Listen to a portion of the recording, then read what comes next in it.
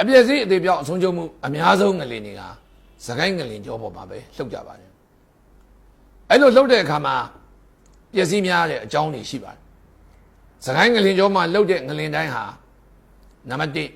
1ငလင်ရဲ့ epicenter ဟာတိမ်ပါတယ် shallow depth လို့ခေါ်ပါတယ်ဆိုတော့ငလင်လှုပ်တဲ့ဗဟိုဌာနဟာမြေကြီးအောက်80ကီလိုမီတာတဲ့ယွန်နေတဲ့အနက်မှာရှိပါတယ်အဲ့လိုအနက်တိမ်တဲ့ငလင်တွေဟာပျက်စီးများတတ်ပါတယ်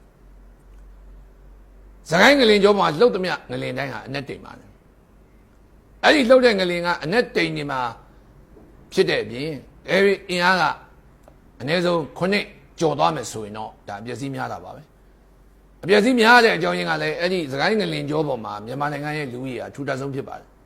တမိုင်းကိုပြန်ကြည့်ရင်မြန်မာနိုင်ငံမင်းဆက်အဆက်ဆက်ခေတ်အဆက်ဆက်ရဲ့မြို့တော်တွေဟာ